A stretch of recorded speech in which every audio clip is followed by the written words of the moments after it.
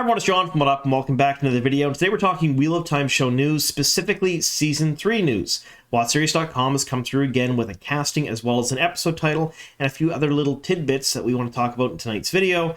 So if you're new to the channel and you don't know what we do here, we talk Wheel of Time all of the time. Pretty much that's everything we talk about. If you like that sort of thing, of course, subscribe to the channel, tell 2 friends, and let's see if we can grow this place a little bit before Season 3 comes out. Now, since we are talking Season 3 of the show, we're going to ruin some stuff from both the show and the books, so spoiler warning. In today's video, we're talking about a casting as well as some other information for Season 3 of Sony and Amazon's Wheel of Time show. So if you've not watched the first 2 seasons, streaming right now on Prime Video, or have not read the first 4 books of Robert Jordan's Wheel of Time series, that's the Eye of the World up to and including The Shadow Rising, be forewarned, I may ruin plot points and character arcs from both of those mediums. Alright, you've been warned. Let's get on to the rest of the video. Alright, so this comes to us from an article from WoTSeries.com, and if you don't know who they are, I'll have a link to it down below in the description box. When you're done the video, head over there and read the article. It's written by Omar, one of the WoTSeries folks, a good friend of mine, and it goes into things a little bit more in depth than I'm going to talk about in today's video. And of course, bookmark their page and head back often because they come out with a ton of Wheel of Time news, and they are far better and far superior to any of the main, and I'm using main in quotation marks, mainstream news sources such as Deadline or Variety, because they are fans. They love the Wheel of Time. They concentrate on the love of the show and the books, and they just want to talk about the Wheel of Time. And these bigger, mainstream news places don't do that. They just release stuff because they're told to. WoTSeries.com does it because they love it, and they're not affiliated with Amazon in any way, shape, or form, and they get all the stuff by digging. They dig, they do a lot of investigation, and it's a whole lot of work for very little reward other than the satisfaction of being able to tell the fandom and keep them excited. So head over there and show them some love because Amazon really isn't doing that, so you folks need to do it. Now, we're going to talk about a couple of different things in today's video. We're going to talk about a casting for Season 3. We'll talk a little bit about the plot line for Season 3, and then we'll talk about an episode title, and we'll finish off with some other little tidbits in the article. And that'll lead as a segue into me talking about my next couple of videos, so stay tuned at the end of this video. We'll talk about what's coming in the next few days or so, because I'm going to try to release a video every couple of days now. That's kind of a New Year's resolution starting in February, so you'll see a fair bit more from me over the coming weeks. All right, so casting. The first casting we're going to talk about, or the only casting we're going to talk about, rather, is Paul Maynard.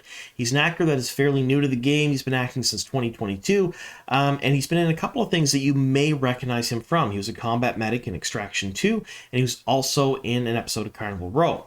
Now, like most other Wheel of Time actors, not all of them, but most of them, they fall into one of 3 categories. They're either relatively new to acting, very inexperienced, but very, very good at their craft.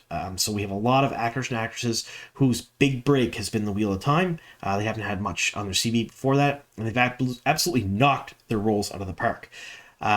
Coupled that with some other huge actors that are big in either the theater, the stage, television, or movies, or legendary actors and actresses that have been around a long time and have absolutely amazing CVs.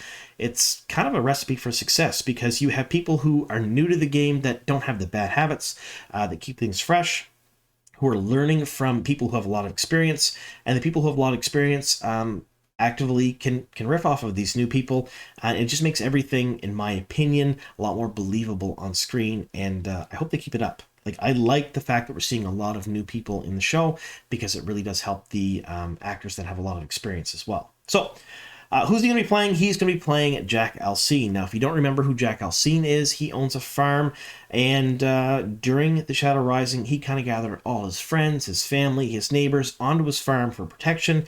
When Perrin shows up, there's some archers on the roof, and they're calling about for lookouts and whatnot to make sure that it's either no white cloaks or trollocs or anything is around. And Perrin goes in, and he's pretty impressed, but then he kind of gives them shit a little bit too, because they're doing something, but they could be doing far more. And he tells them they should go to Emond's Field. They should be with everyone else. They should be in one defensive posture all together so they can kind of protect themselves and everyone else all at once. And his little bit of Taveran magic works there, and they all kind of recognize the fact that maybe even if what they're doing is something, it's not quite enough. They listen to him and they leave. Now, one of the great things about this is actually called out in the story where it's mentioned that No one else could have done this except Perrin. Even though he knows them a little bit, no one else would have made the move and go on and be safe and protected in Emond's Field. So it's not my favorite scene from The Shadow Rising, but it's one of my favorite scenes because you really get to see Perrin, for the first time in this series, step up into his role as leader and protector of the people, and I really love that. I love seeing the progression of characters in the book series, and that was a big step for Perrin. We haven't seen a ton of Perrin on screen, at least not as much as I'd like to.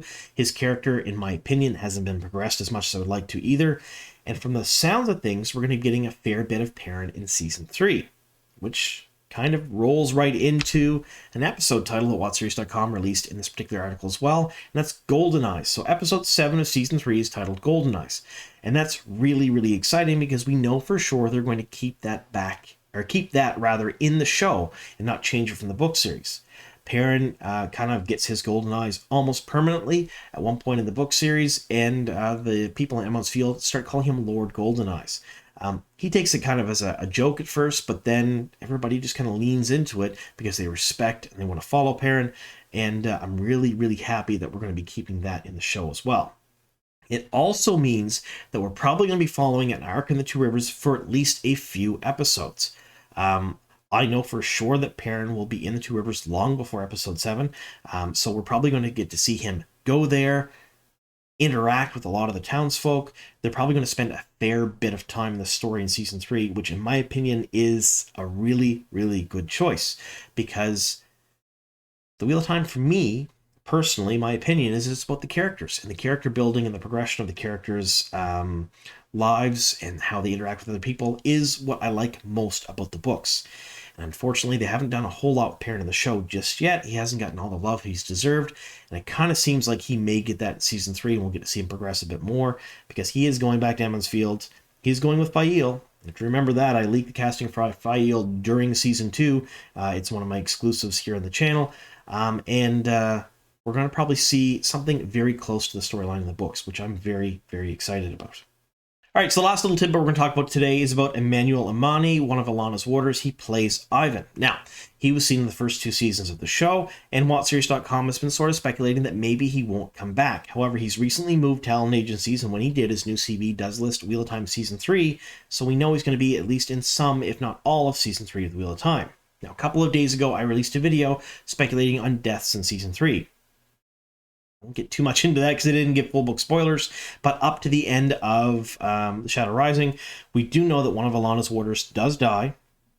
It's one of the first instances of a death of a warder in the book series where we get to see the effects on an Aes Sedai, and they talk about it a little bit more in detail. It kind of introduces us to that in the books. We've already seen that in the show once, and we've already seen the bond broken, and I'm using that in very loose quotation marks, once, because there's some differences between the show and the books in that respect. So I don't know if we're going to see it again. However, he was one of my choices for a possible death in Season 3, and knowing that he will be in Season 3 for sure means if that death happens, it may happen on screen rather than off screen, because the death in the book series happened off page, and it was talked about as an event that happened in the past while they were in the Two Rivers. It didn't actually happen through Perrin's perspective while he was in the Two Rivers. So there's that. Now, I'm kind of excited for Season 3. There's a whole lot of things coming up here, and this is kind of a segue into a couple of videos that are coming out for me right now. I'm doing a series changes from books to show, so I'm doing all of the main characters. I've already done Rand. It's in a brand new playlist here on the channel. I'm going to be doing Mat and Perrin, Egwene, Nynaeve, because there are some drastic changes in the journeys of the characters, but the core of the characters are pretty much the same. We talk about those in those videos. But we're also going to talk about the plot. We'll talk about the One Power and a few other things, because the One Power and the rules around the One Power have, in my opinion, either not been explained, or we're using the unreliable narrator in the show, or they're different. And there's some edge room for some wiggle room around that, so we're going to discuss that in another video. But I'm pretty excited about that series. It's very neat, especially for people who haven't read the books that are interested in, how the books treat some of these characters. Now, I also have another video coming about the length in between seasons. So I've gotten some new information concerning when Season 3 may be releasing, and we're going to put that in a video in a couple of days. And let's put it this way, the gap between Season 1 and Season 2 is likely going to be almost identical to the gap between Season 2 and Season 3. So we're doing a whole video on what does 2 years between seasons mean for the Wheel of Time. Will it kill the show? What other shows have kind of come through it? Why is it normal now? And what can be done about it? Because let's face it, to me, that big of a gap between seasons is concerning, especially for a show that isn't like a top tier A-list show that is on everyone's mind. And I hate it when people compare the Wheel of Time to Game of Thrones, because Game of Thrones was inspired by the Wheel of Time in some respects, but the show did very, very well. And a show like that, or early Stranger Things, maybe not later Stranger Things, but early Stranger Things can certainly get away with large gaps in between seasons. But we've seen the difference between season 1 and season 2. The quality was way better. It was fantastic, but the interest wasn't there, and that somewhat had to do with marketing and the strikes and whatnot. But we'll have to see what they do for season 3. So all those videos are coming out in the next couple days. So again, if you haven't subscribed to the channel, please do so. We have a ton of stuff coming up. We have news, we have leaks, we have all of those series of videos. And I'm going to be doing a couple of other brand new series of videos on the channel, because I have a sneaking suspicion rather, that there's going to be very little news in the next bit about the Wheel of Time, and even less leaks. But we're hoping there may be some. But if there's not, don't worry, I got you. I'll fill all your Wheel of Time needs while we can. Now, all of that being said, let me know in the comments down below what you folks think. Are you happy that we're going to get that scene with Jack Alcine? No pun intended, I guess. That was kind of a weird way to say it. And Perrin at the farm. Are you happy that we're getting Lord Goldeneyes? Are you happy that we're going to see a fairly substantial part of Season 2 dedicated to Perrin's arc? I know I personally am. I love Perrin as a character. He's one of my favorite characters. Not the favorite, but one of them. And I want him to get a little bit more love and screen time in the show. So I want to hear your folks' thoughts on that down below. Now, thank you so very much for sticking with me here to the very end. Here's to many more.